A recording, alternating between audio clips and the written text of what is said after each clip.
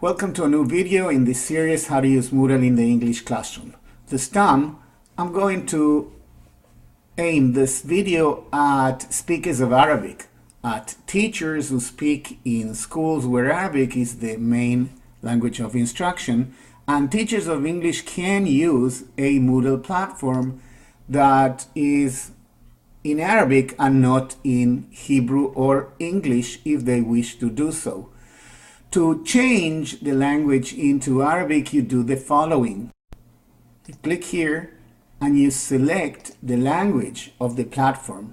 I use it in English, but perhaps you will want to use it in Arabic. The moment you click here and save the settings, you will see that all the explanations, or most of them, come in Arabic, and you will also be able to type things in Arabic.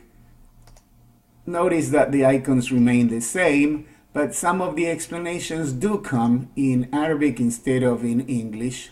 But pay attention to the fact that most of them, however, will probably appear in English. That doesn't matter very much. It matters what you do with the platform.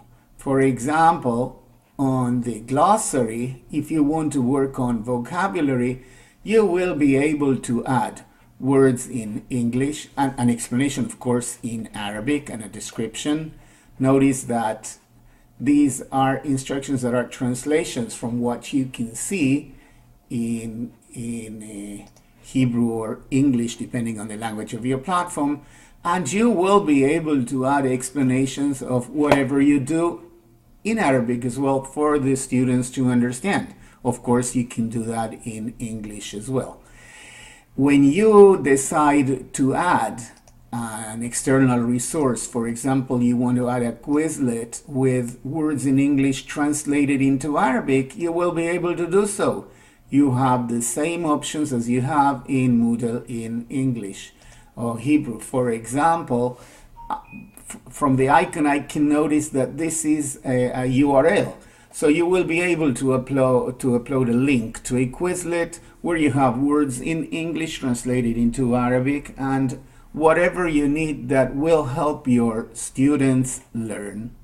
Notice please that the fact that I turned this platform into one whose main language is Arabic does not mean that I will have done the same for others, because when I move to the other platforms that are created, they will come in English as I intended them to come first.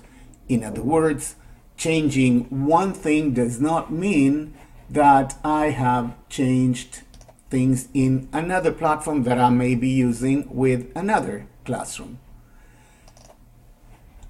I hope as many teachers as possible find this interesting and do request a free Moodle platform or platforms from the Ministry of Education, because this is really one very good way of introducing your students to the digital world. Remember, Moodle is the platform that is used in universities all over Israel and in colleges.